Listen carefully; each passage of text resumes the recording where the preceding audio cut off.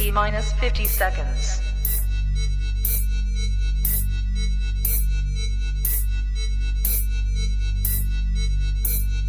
T minus 40 seconds.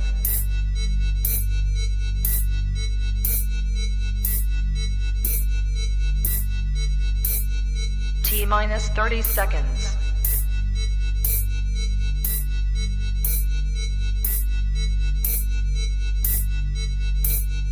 T minus 20 seconds.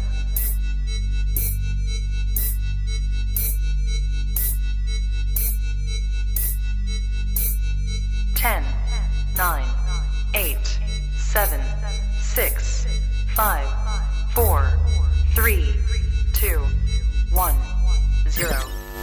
Own it, own it, own it, Kong. I own it. It did. Women's Wrestling Talk, the #1 women's wrestling show on the planet.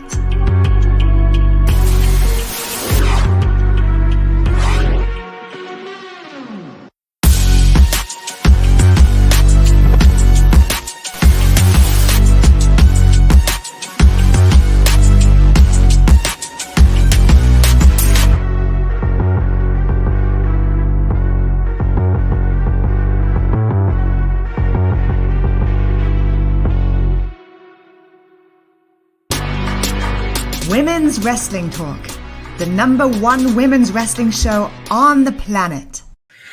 Happy Wednesday, y'all. Welcome to Women's Wrestling Talk, the #1 women's wrestling show on the planet. This is WWT Live, the Wednesday edition. We have so much to talk about, including a lot of Halloween spooky stuff, which clearly I'm not into. If you don't know what I'm talking about, just go back a couple episodes to figure it out.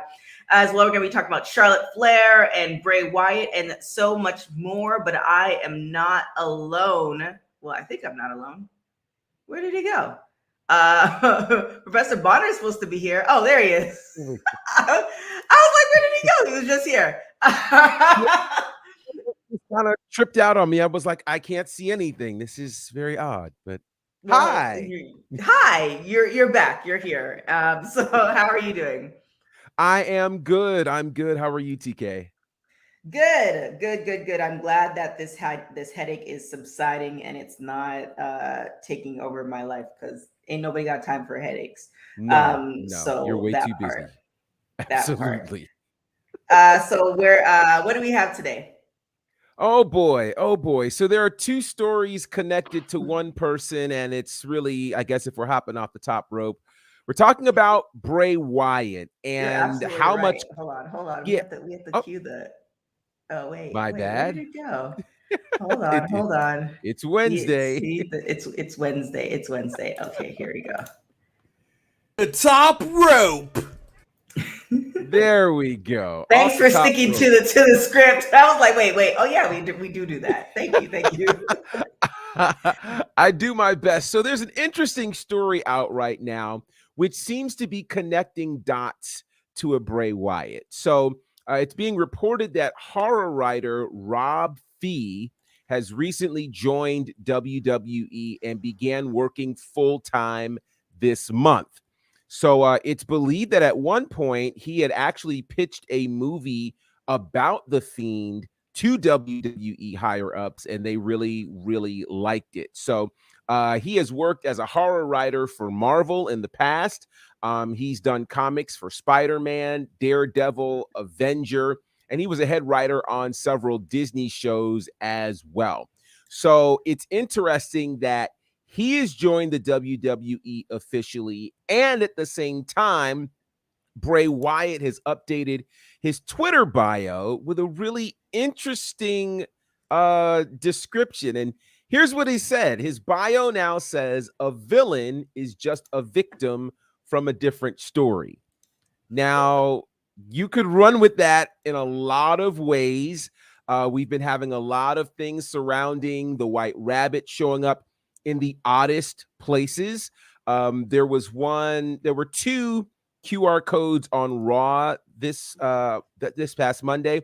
One was right after a women's vignette that just kind of popped up. And then the second one I thought was super cleverly done. It was during the contract signing for Bianca Belair and Bayley. And as as Corey Graves lifts up the contract, on the back of the contract, boom, is the QR code. It was very, very slick. So it seems as though now all of these signs may be pointing to Bray Wyatt, but with a horror writer now signed to WWE, he's not there for anybody else, is he? You never know. And it's so funny because I know, not even I think, there were some vignettes that Bray Wyatt did have that I couldn't watch. And like we've already determined that I'm a punk. So it's just kind of like, I'm excited for the folks who will enjoy it. I do like the whole character himself, but some of them it's just like it's a little bit too much for me. But I mean, he could go to other places, but I think WWE is where it's at for him. Oh, for sure. I think that's one of the reasons he's probably waited out all of this time, is because, you really want to make sure that you can go to a place that can fully embrace all that your mind has around this particular character, if he even comes back in the same way that he left, right? Like this whole White Rabbit thing could be a completely different element in his mind. One thing that WWE has shown historically that they've always been interested in, going all the way back to The Undertaker and Papa Shango, they like these kind of dark characters from the other side, that you can have all of these kinds of questions about. Obviously, The Undertaker is where they did it best. I do think that the what's going on, or what happened with Bray Wyatt, had great potential. They may have backed themselves into a corner, though, because it was almost like, okay, if he's indestructible, how do you beat him? What do you do with him? Does he win a championship? That type of thing.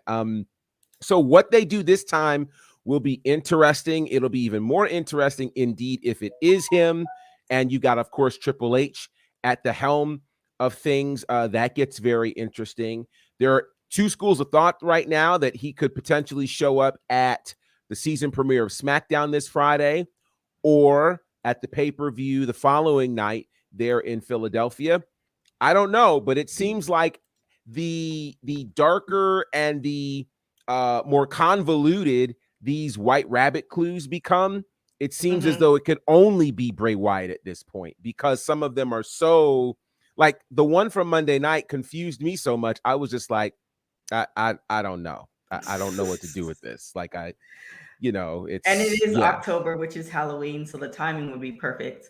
Exactly. So, and I mean, I mean, we've said time and time again that AEW and WWE are not in competition, but they're still in competitions as far as ratings. And I don't think AEW has anything in their pocket that can compete against Bray Wyatt in October. So correct. Especially, I mean, the closest thing they may have had was House of Black and the things that were going on with Malachi Black. But still that kind of fizzled in terms of what it had potential to do. Of course, Malachi Black isn't there at the moment. So you're right. It's nothing that's even remotely close. And I don't think they've built themselves in a way to be able to compete with WWE in that regard. They seem to be having a different focus.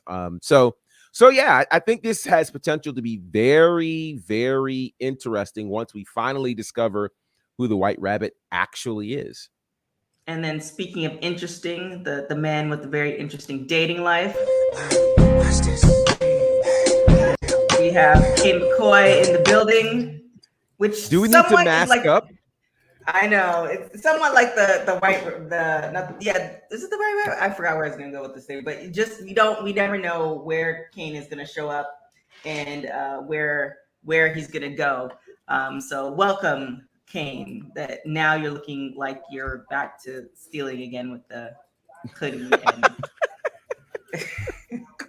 Only the hearts of the wrestling community. That is who I am stealing from. Yes. No, that doesn't get a whop. No, boo. Oh, all right. Clearly, I can't steal TK's heart because she's cold-blooded. She's cold-hearted. She's a menace. She ain't got no heart. Okay, I'm with it. I see what's going on. Happy Wednesday, everybody. Past dates may leave a review for that and say that. Yes. Happy Wednesday, everybody. Happy hump day. Speaking of white rabbits, Charlotte Flair hasn't been seen on WWE television in some time. And the fact of the matter is people have been wondering where have been, what's going on. Well, we got a little bit of answers courtesy of her husband, Andrade, who's at AEW. There's been a lot of talk if Andrade is going to be leaving AEW. He's scheduled to be in the match against who is he fighting? 10? He's fighting 10. Will that be on Rampage or will that be on Dynamite? It's supposed to be Rampage. It's going to be on Rampage this Friday, and they think that's going to write Andrade off to end up in WWE with Charlotte's influence. And not so fast. Andrade spoke about this on a podcast. He spoke about the fact that he was talking to Mas Lucha and he talked about Triple H, and he's like, hey, Triple H gave me an opportunity and they have a lot in NXT, and I spoke to him when I requested my release that they're on good terms, and he always mentioned he'd keep in contact with him. I'm sure Tony Khan was white knuckling the table as he was reading about this, but he says that he's not going to say if he's contacted him recently because legalities and whatnot, and if you wanted to speak to him, he can always talk to his wife, which has kind of led us to the allegations and the assumptions in the first place. But he says it's difficult at the same time because Ashley, which is of course Charlotte Flair's real name, has taken time off due to personal reasons, and she will specify them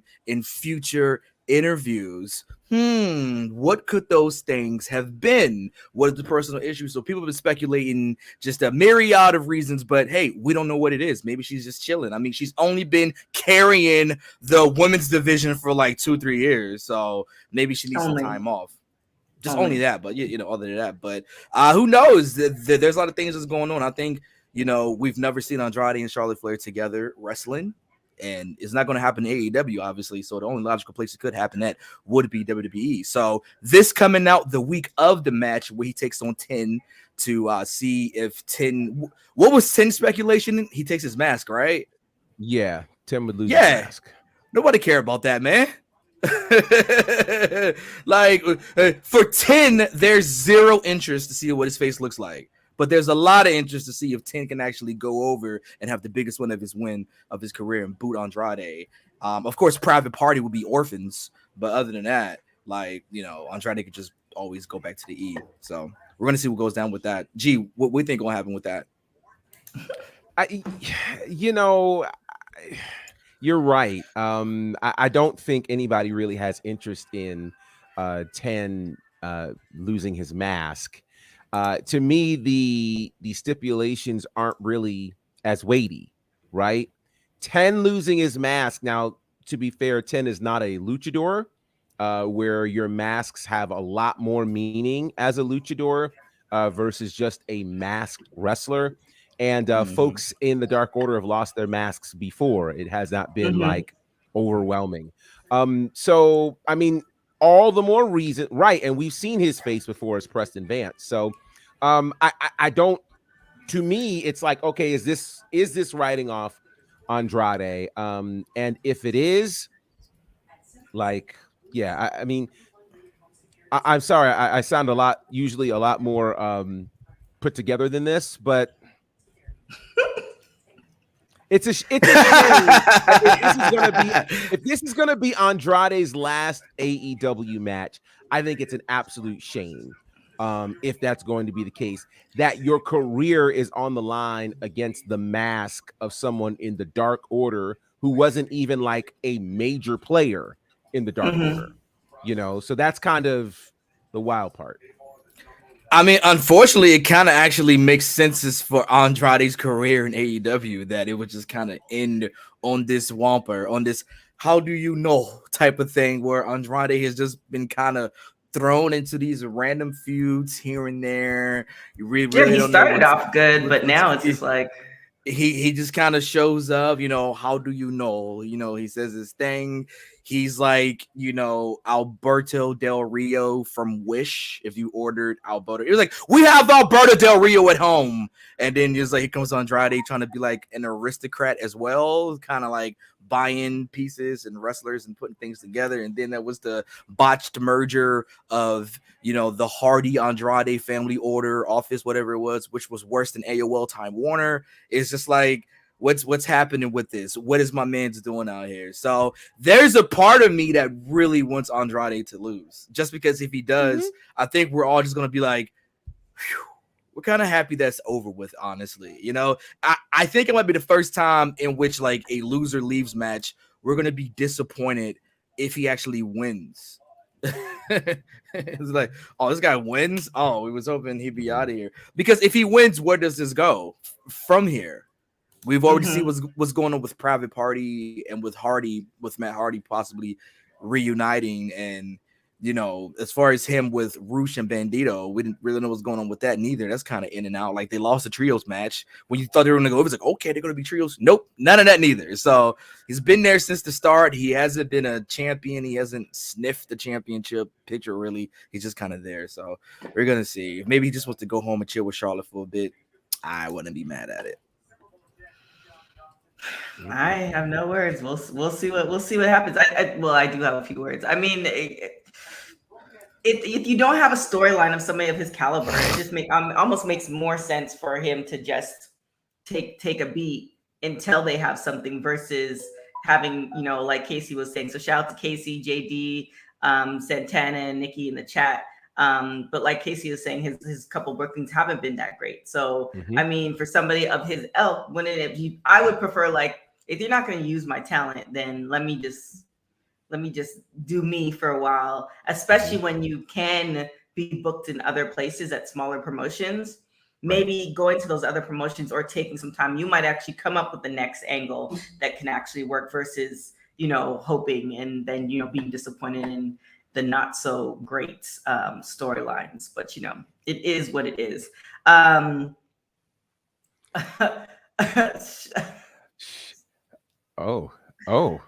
Apparently there's some beef, Kane, for your comment on Charlotte Flair. So just an FYI, I don't know if you saw the initial comments, but yeah, so that's what we can't hear you, Kane.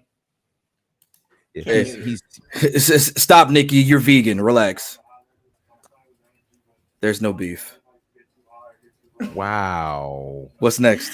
Wow. Casey says it's going to be odd if he loses with all that drama between him and Sammy on Twitter.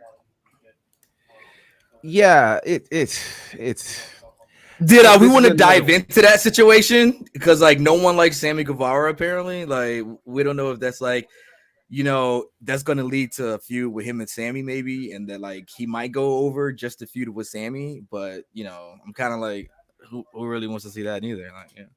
Well, here's the question for everybody in the chat and Professor and Kane. Who, if you say Andrade stays with AEW, who would his next go round be with? I think it's unfortunate that Andrade has never been in the TNT title picture.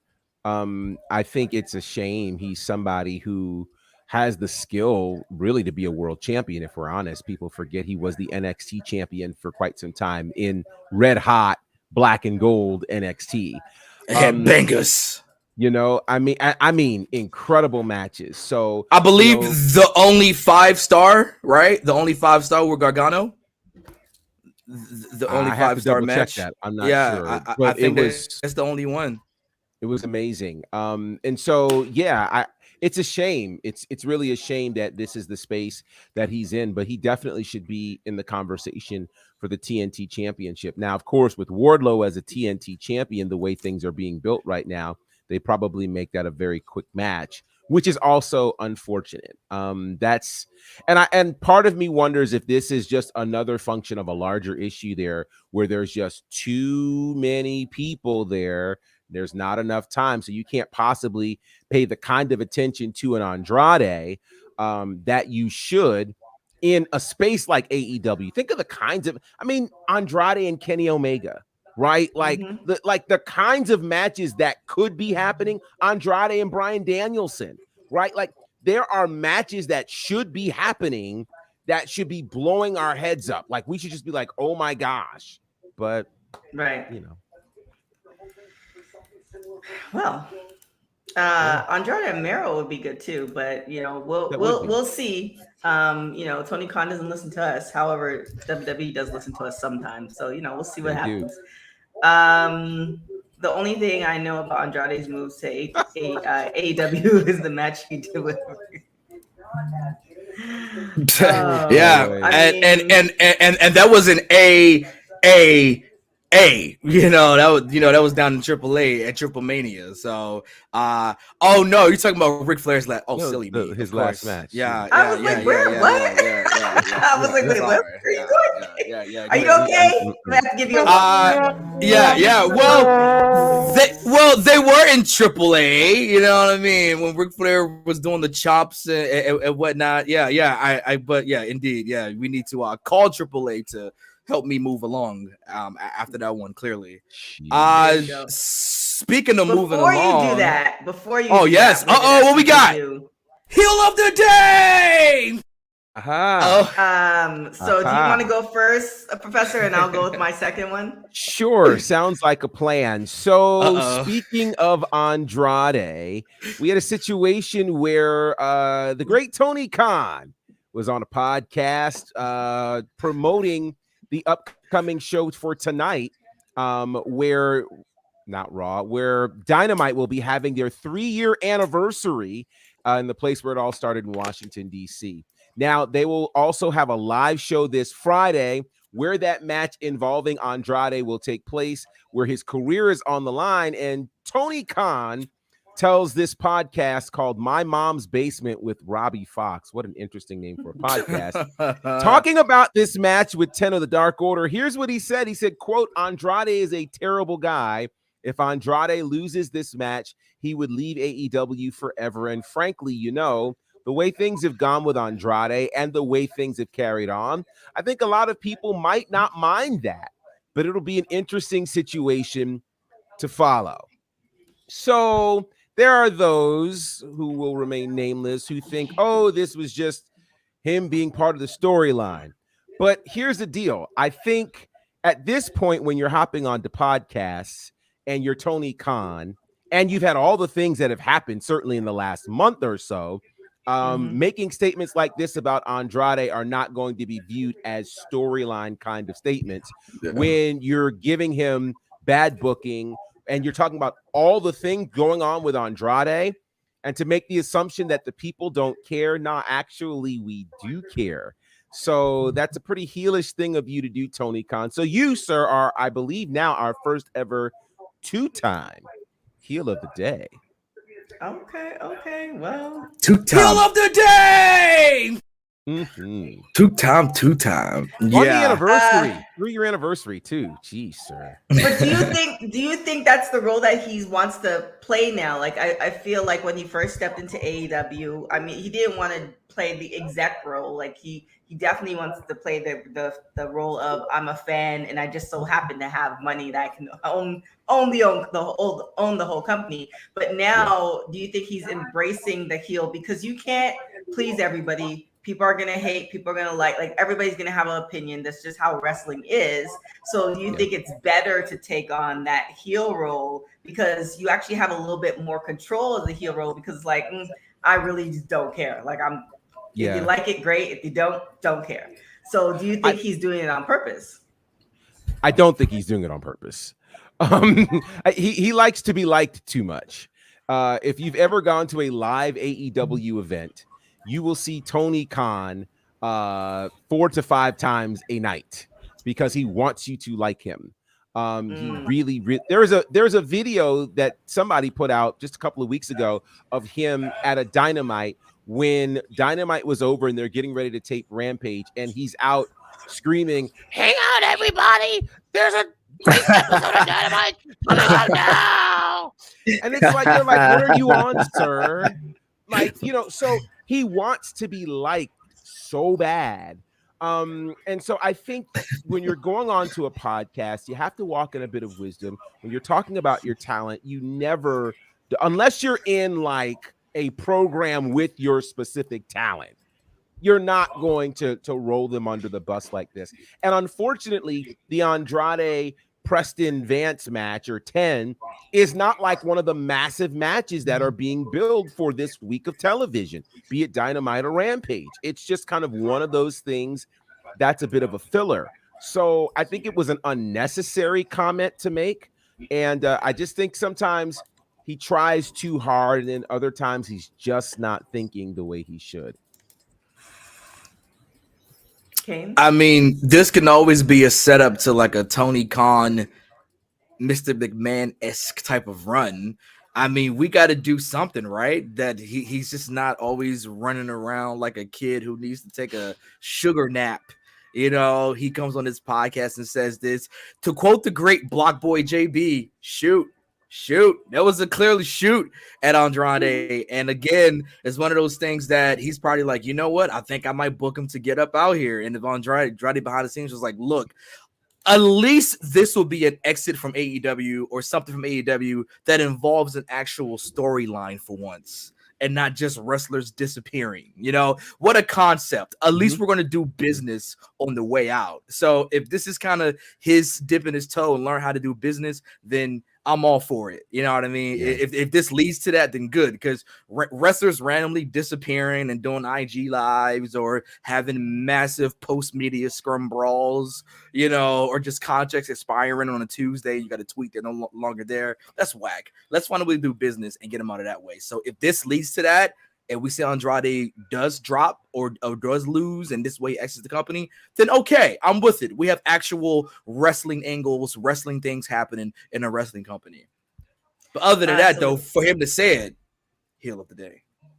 Yeah, so Casey in the chat says you certainly don't say that when it comes to your talent, which is, you know, it's a fine line, especially if you're going to be the face. He's kind of the face of the company because you know who owns it. There's some companies where they're out there and you have no idea who the owner is. So, right. You know, if you're going to be the face, you still have to operate. There's some type of professionalism that you have to have. And then, you know, Casey's also saying Rampage altogether is a filler show. And then we have Bear. So shout out to Bear for joining the chat. Tony Khan needs to get control of his company. The consistent backstage arguments does not make him look good. But we're talking about it. So, I mean, news is news. It's one of those things but that clearly translate to ratings. Ouch. And that's where it's proven to be problematic. You know, the media scrum, for all of the people who are wondering, work, shoot, et cetera, didn't really give us a bump in ratings. Dynamite Grand Slam didn't give us a bump in ratings. Last week, the ratings went down.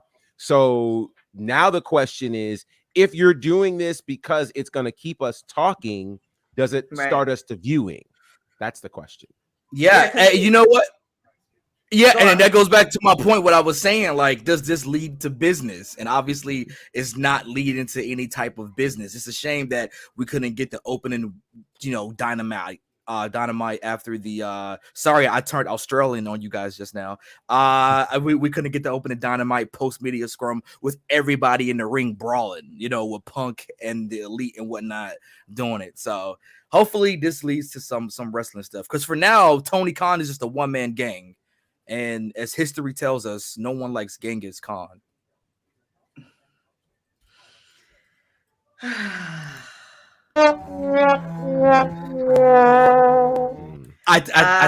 turned myself off. Yeah, good. I understood.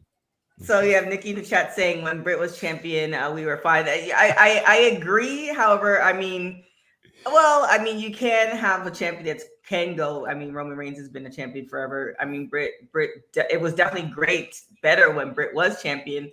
But it also speaks to if you have to go back to that person consistently, then where is the rest of the women's locker room? So, and let me also add this factor in too. When Britt was champion, there was also someone there named Cody Rhodes. And so the Cody Rhodes factor, AEW has not been the same since Cody Rhodes left. And Absolutely. That's the piece that nobody wants to talk about. But think about, we weren't having these conversations a year ago. Right. We were not, you know, so there's that. There's no more adrenaline in their souls. You know, I think Cody took all that with him. So, you know, he took the adrenaline.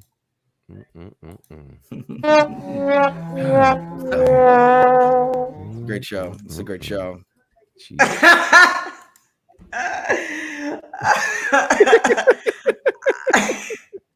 I mean, everybody Santana is, different people, different personalities. That's what makes women's wrestling talk great. It's not the same. Everybody is not cookie cutter. So you don't have the same. Everybody is not from their mom's basement. Everybody is from different places and has lame jokes or great jokes. Yeah, I mean, clearly there's all type of jokes allowed on this show. So I'm not sure what that meant. I think I did, but with that being said, I'm going to move on to the next heel of the day. Heel of the day! 2? Now, yes, there's 2. So now I'm just going to set this up. So I think that, given the fact that I've been presented with a lot of different opportunities, events to go to and stuff like that. And if you're in the LA area,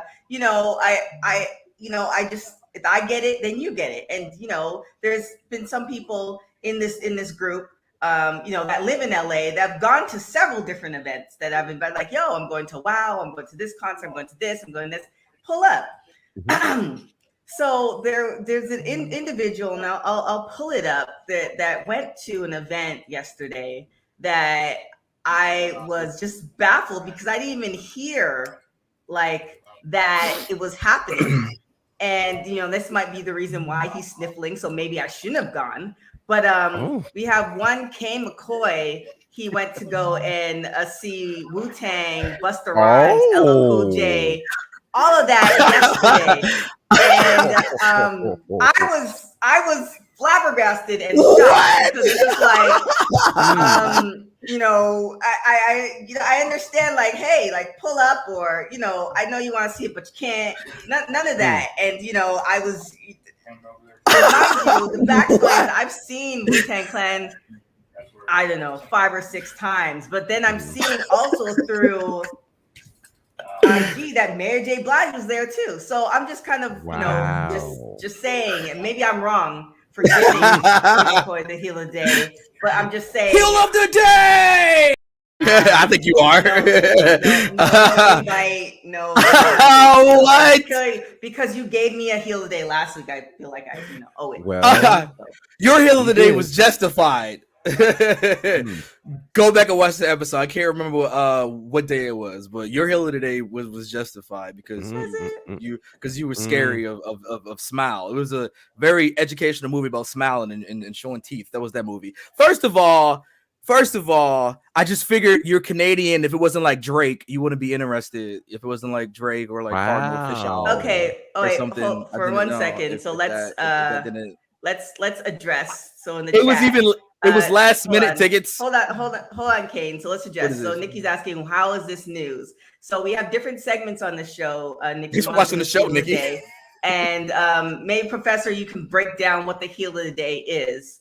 So Yeah, so the concept of heel of the day is pretty much anyone in pop culture or we're connected to that does something that is heelish. Okay, so we've had some wrestling related ones, we've had some non-wrestling related ones. For instance, last week Hurricane Ian got it. Earlier this week, Kanye West. It's been a number of different folks, and at one point Kane did name TK as heel of the day. I believe that was last week. So there we are. That is what the heel of the day. So we have several different segments. It's not just all wrestling news because we're not all. Thanks for watching. Watch wrestling 24/7, and sometimes some people, a la Kane, deserve heel of the day. So with that being said, what do we have next? Well, obviously. Go ahead. I was gonna say TK Trinidad is nothing to F with, clearly. To make me the heel of the day. Earlier we talked about Bray Wyatt and possible White Rabbits. We talked about Charlotte Flair, and now we're going to talk about more White Rabbits. Liv Morgan. She won the Money in the Bank.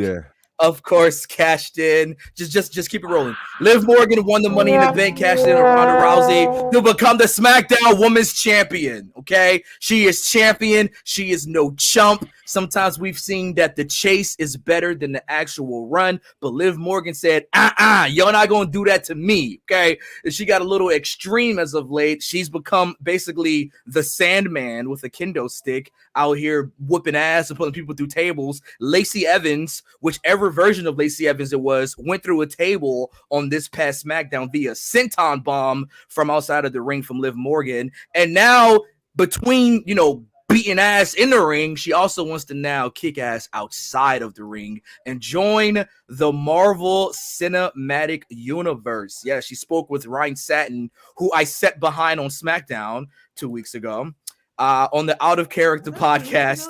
And was it 2 weeks ago already? Like 3 weeks ago? Man, yeah. She also made it clear that she wants to be a part of the thing, and she has a couple side projects. She says that she has a secret little project coming up, and there may be more after this one. So she's waiting to get it off her chest and tell everybody what it is. But she wants to be in the MCU, and you can see, she's very influenced by there. A lot of wrestlers in WWE are very influenced by comics, but I could definitely see Liv Morgan in the MCU. She definitely has the look. She has the charisma. She has the pizzazz. She has the. Do you think she can carry it acting wise? Because wrestling's a little bit different. Like, you have a little bit of acting, but it's also talent.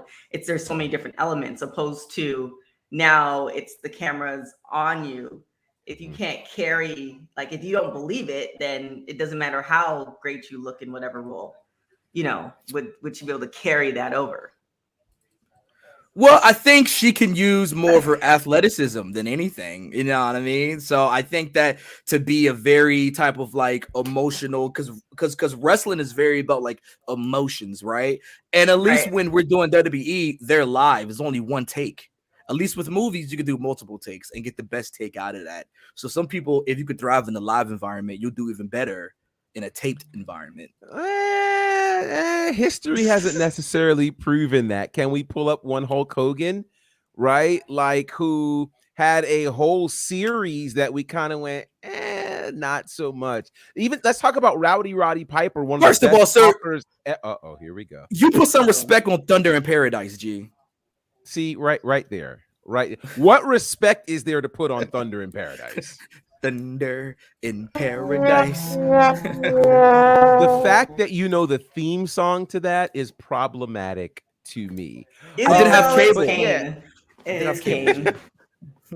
But seriously though, like, not all wrestlers can translate well. I think Roddy Piper was one of the best talkers on earth, certainly in the wrestling industry. That didn't necessarily translate to him being a great actor in an action movie. So not everybody is able to make that transition and make it smoothly.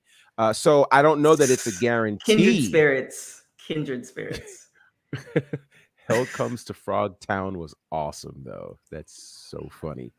So yeah, I don't know that it's a guarantee. I think we'll have to wait and see for Liv, but I do think it's interesting that we now kind of have a modern wave of wrestlers being very interested in going into acting and television, between Bianca and Sasha and Naomi and now potentially Liv Morgan. And then also too, the contracts are actually a little bit different. Negotiating is a little bit different. You have a lot of wrestlers in the last couple of years that are almost kind of creating the blueprint, because at one time, we have people now who are, their name is part of who they are.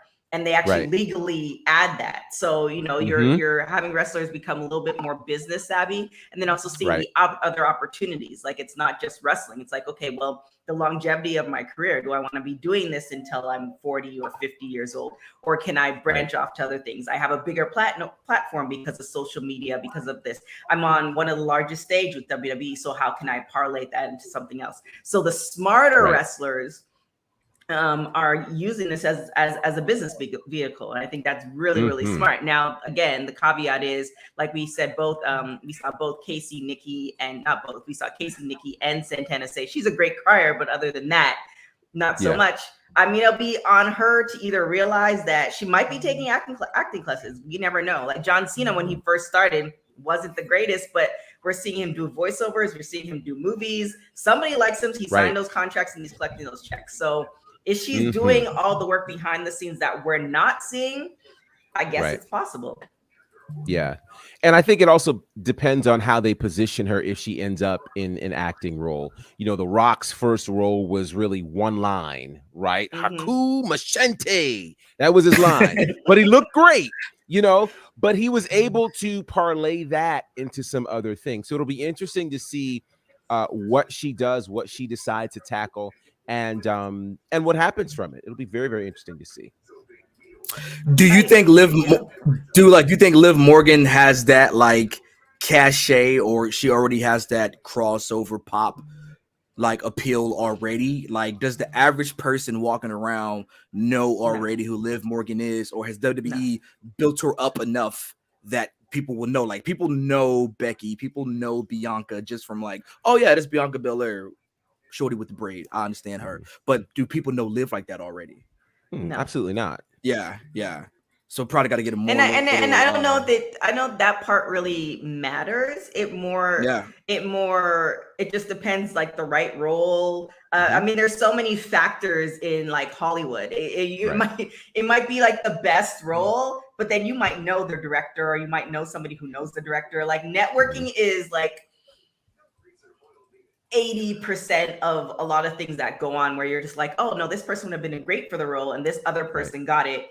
You know, so that also plays a role, but I don't think she will get to the status of like a Charlotte Flair or even Ronda Rousey, as far as where she is mainstream wise and being not like people know who Ronda is.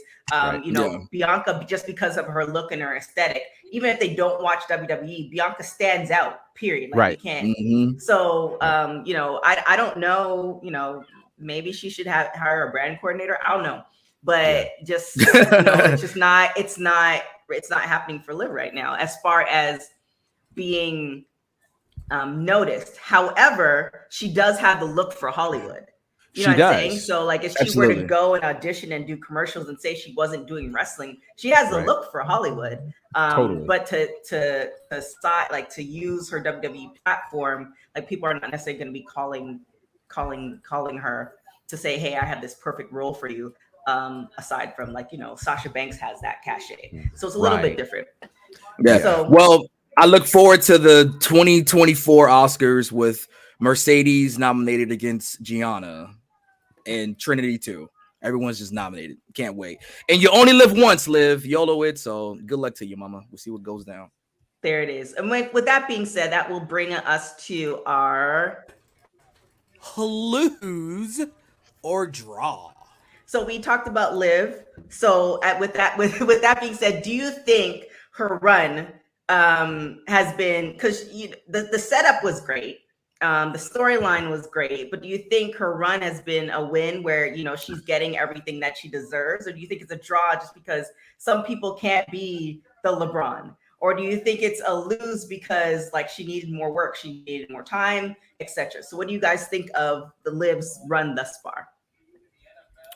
Jamie's not even waiting for y'all to answer. That boy said lose. Here's what it is. I think it's been a draw. Here's why it's a draw, okay? As I alluded to earlier, sometimes the chase is better than the actual run. Ellipses, dot. But sometimes we got to let that run, actually run.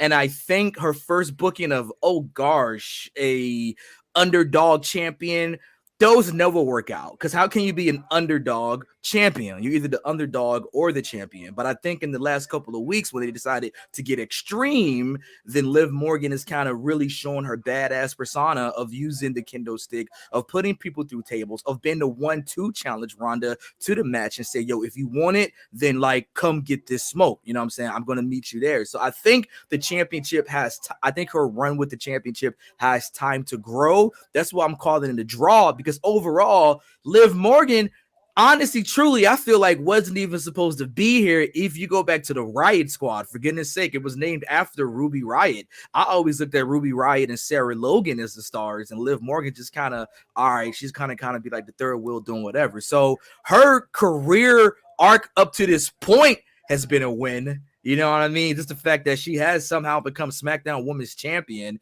and I think the run thus far has been a draw. though. It's kind of like, all right, we have to kind of wait and see what happens. She wasn't champion for like 2 days and then dropped. You know what I mean? She's had a steady run thus far, and I think that continues beyond Extreme Rules, G.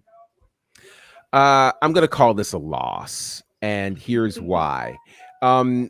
I certainly am with everybody else. I think certainly one of the feel-good moments of 2022 was Liv Morgan winning Money in the Bank and then cashing it in. Like, it was absolutely a wonderful moment. But here's the problem.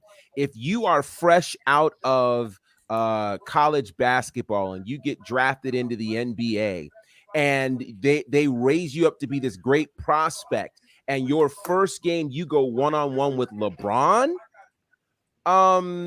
yeah, we expect you to get trounced. And if you somehow magically beat LeBron once, you don't do it again. You're just fresh out of college. I think what we have here is a case where if she had worked her way up as champion to get to a match with Ronda, then this whole story might be a lot more believable. But you hand her Ronda Rousey first.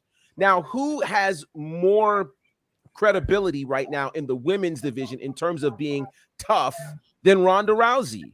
I mean, you built Ronda Rousey for a solid year, going undefeated for her to have her only loss to Becky Lynch at that particular point at Mania, and then she went away. And so you mean to tell me that Liv Morgan has the credibility to have not one, but 2 consecutive wins over Ronda Rousey, and then turn around and you get a repackaged, much tougher Shayna Baszler, and she beat Shayna Baszler? So let me get this straight. The 2 MMA fighters in your women's division lose to this girl who's just happy to be here.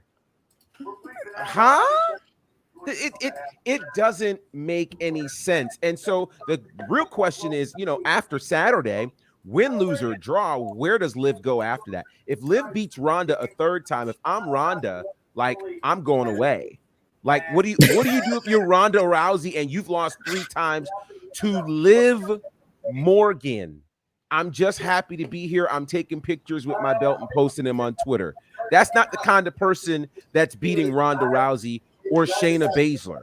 So for me, it's a loss, because even after being handed those people, we still don't believe that Liv Morgan is that girl.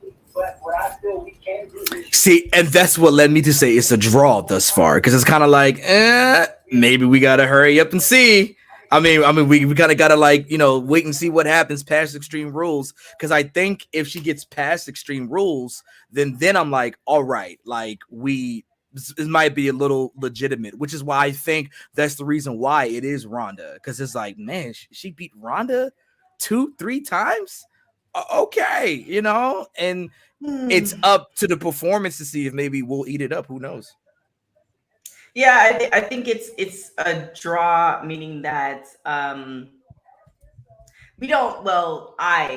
don't remember every single championship, right? There's certain championships that you remember, like, you know, if you take it to the Lakers winning a certain amount of time, or the Chicago Bulls or whatever, the certain but the in-betweens you don't really remember unless you're like a super diehard fan. You can remember each individual thing. However, I feel like she's kind of a placeholder, where, like, I think Nikki said, I can't find in the chat, where, you know, Charlotte was there, it would be a little bit different. Charlotte's on a break now for personal reasons. So at the end of the day, I think that it's great she got to live out her dream, but I don't think she's going to have a memorable championship. And it's going to be one of those things like, okay, we've now created our storyline for the women. Thank you for being here. It's time to move on. If she does, I agree with both Casey and Nikki, if she does beat Ronda again, but maybe Ronda's going to be like, I understand the business now and I get it. Who knows? I feel like Ronda's going to little bit more mature this go round as far as wrestling kind of history and knowledge versus the first go round. So you know, it's kind of like, we'll see. Is Ronda going to pull the Austin Aries? Is Ronda gonna do the Austin Aries and just get up and walk away? Like after he lost to Morrison, just get up and just walk. I'm out of here. See you guys later. Bye. So that is our lose or draw. With that being said, what else do we have left?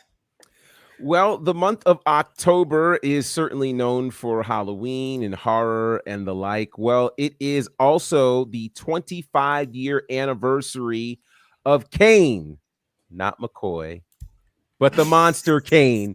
And so WWE... Same difference.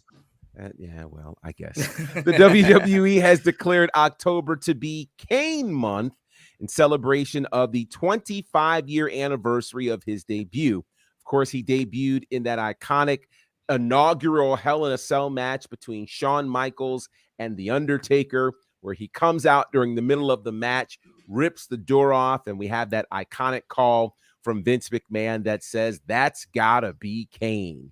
And it's our introduction to the Big Red Machine, who's won multiple world titles, tag titles, has had some great wars, standing across from The Undertaker, being on the side of The Undertaker, Daniel Bryan, X-Pac, Mankind, Stone Cold Steve Austin, lots of great moments. Of course, he was inducted into the Hall of Fame in 2021, and he is the current mayor of Knox County, Tennessee. Congratulations to Kane, where all month the WWE will be celebrating the Big Red Monster. Yeah, I mean, let's keep it kayfabe for a quick second. You want to talk about one of the dopest, scariest debuts, the ultimate payoff, top 5 wrestling storyline ever. Like Paul Bear is like, "Damn you, Undertaker, I'm sick of you, bro. I'm getting your brother." And Taker's like, "What brother? The brother that we, and that's what we talking about? I thought we supposed to ixnay on the brother name, on the genealogy." And everyone was like, "Taker got a brother? How can this be?" And, they're hyping it up. And it's like, your brother Kane is alive. He's alive, fam. And I remember just like watching it and being like, what? How is this possible? And man, the Hell in a Cell match between Michaels and Taker, which sometimes you forget how much of a banger it was leading up to that moment. And, Taker's about to finish Michaels, and Michaels is laid out, bloodied as hell.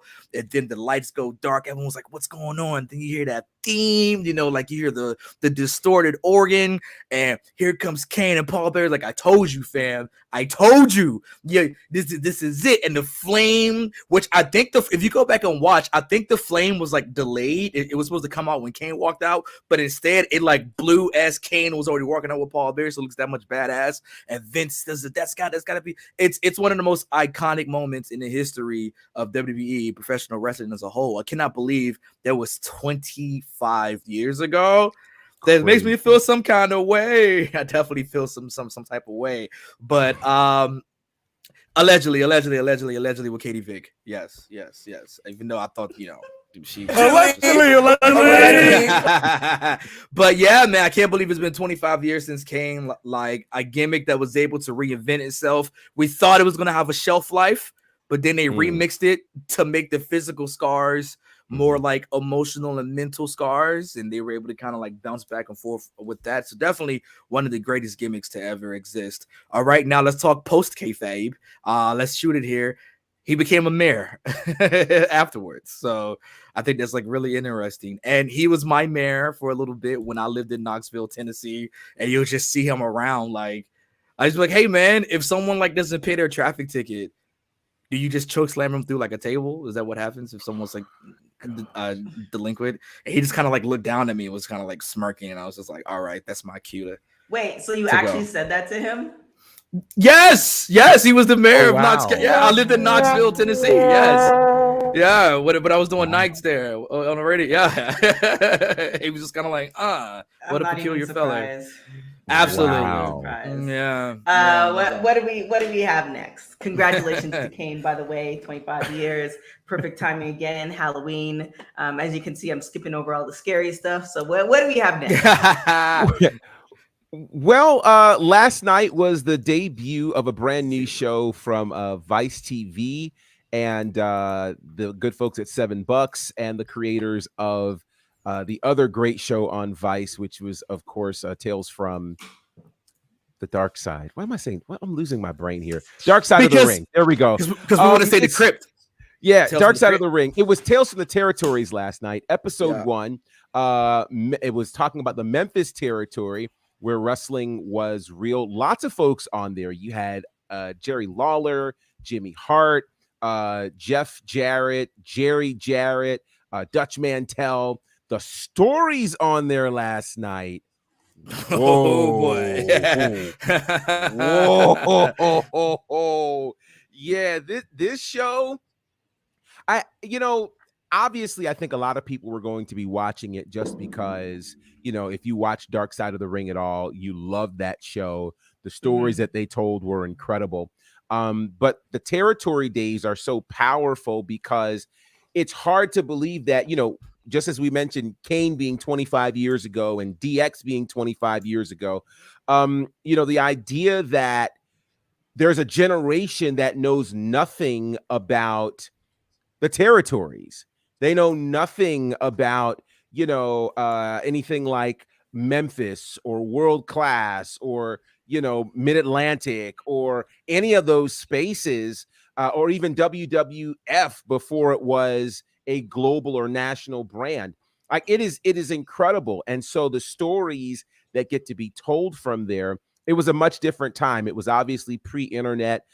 Nobody really knew that the sport was choreographed to a degree. And the other thing is there was far more commitment from the wrestlers. So the wrestlers were willing to do whatever. And nobody asked, is it a shoot or is it a work? One of the things that they said, which I thought there was a sign that said personal issues draw money. That was one of the signs in the office in Memphis, which was to say the more personal you make it, the more believable this whole thing is, and people will buy into it. And there were just, I still like the stuff that happened in that episode alone. Incredible. Yeah, G. Incredible. Good G is literally what we talked about earlier with AEW. It's shocking that Dynamite didn't open up with them boys brawling in the ring. That's how you make money, dog. That's how you make money. And I think for a lot of us, old wrestling heads, if you will, who have been watching this for all of our lives, we've been watching wrestling all of our lives. So we know what wrestling was when you had to kind of watch it at 1 a.m. on the independent TV station and Coliseum Video and do tape trades. And, this is when everything was just kayfabe. It was just kayfabe. And then you start to get older and kind of understand. And now you kind of have what wrestling is now, where we see the on-screen product and we're behind the curtain more than ever before. The Click incident was, 25 years ago, and the Click incident changed professional wrestling forever. Because remember, Triple H was scheduled to win King of the Ring that year, got suspended, and it was given to Austin instead.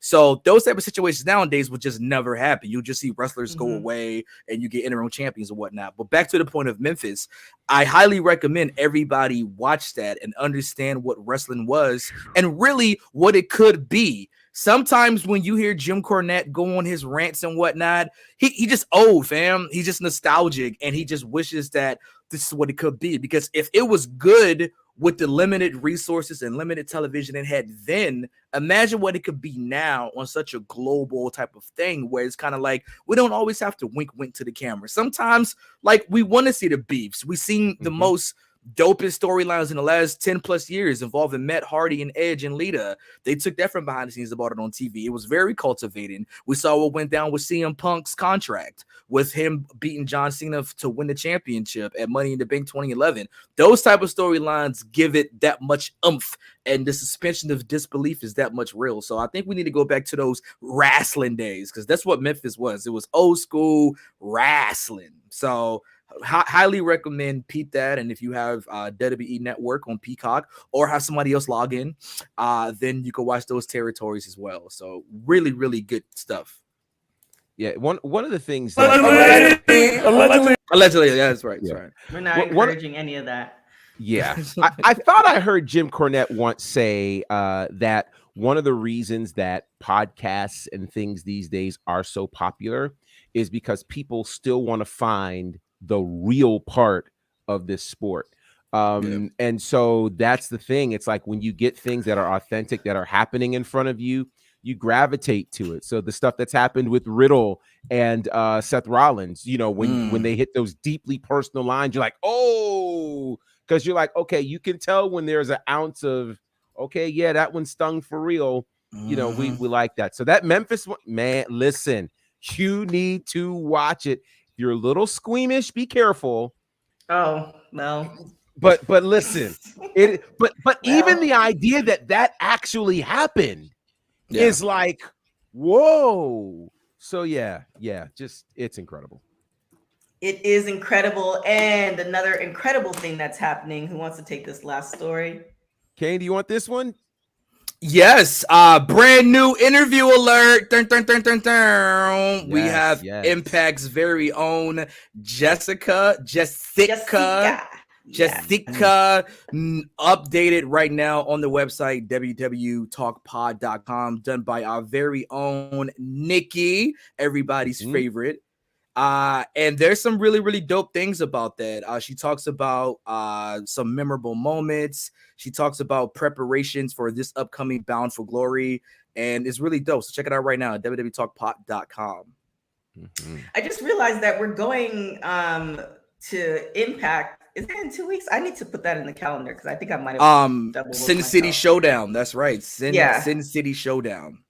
I need to put that in the calendar, but definitely check that out. Really great interview. It's on our website. It's on YouTube. It's on every podcast platform. So Spotify, iTunes, all that good stuff. So definitely check out that interview. Nikki and Santana actually was on that interview. So definitely check that out. And then also one more thing that's coming up for Hispanic Heritage Month. We're going to have podcasting the Latinx way with our two hosts, Astrid and Al. They're going to be hosting that, talking about podcasts from the Latinx perspective and everything that goes along with it. So that's going to be happening this Friday. And then we also have another interview happening next Friday to end off Hispanic Heritage Month. So definitely check all that out. So check out all our website, social media, all that good stuff. Now, with that being said, I kind of closed too early. Professor, where can everybody find you? You can find me, of course, at Bonnerfied on all the aforementioned platforms. Big week this week as we have the 4-year anniversary of Southern Honor Wrestling. That's happening this Friday. So I'm really, really looking forward to that. Buff Bagwell will be there. Teddy Long will be there. We'll have the first ever DDP Invitational Cup. And then we've got a 2-ring cage war chamber thing happening. Like, it's just going to be nuts. So if you guys are in the Atlanta area, you'll definitely want to check it out. We've got, of course, Championship District Wrestling happening third weekend or so. Final weekend, we've got Battle Slam Thriller, which I am pumped for this. That's happening October 30th, the day after my birthday, by the way.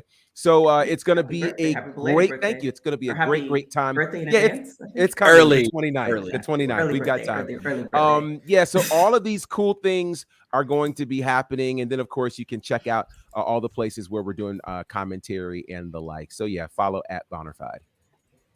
And Mr. K. McCoy, where can everybody find you? Yes, follow me to concerts too. So just saying, at Kane McCoy to see all of my concert adventures. You can see me there. You won't see TK obviously, but you'll just see me. Nice.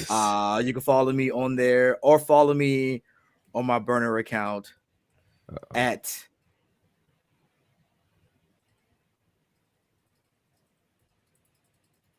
are you? Is he present? I'm trying to figure that out. Oh wow! I was like, which shows? I was going through the storylines, and I was like, oh, follow me at White Rabbit. There we go. We talked about a White Rabbit today, so follow me at White Rabbit. Oh man, I thought we were stuck. Yeah. No, we were definitely. This guy. I didn't get my shit. Wow. That part. So like I said before, definitely go and check out our interview with JesSICKa. And then we also have we have a lot of stuff happening over on our social media and shows happening this week. Tonight is we have an after show. Today's Wednesday. I always think it's Friday. Dynamite. So definitely check out our after show, AEW Dynamite. Tonight, I am working on getting like the schedule together in some way you can actually read because it's just too small.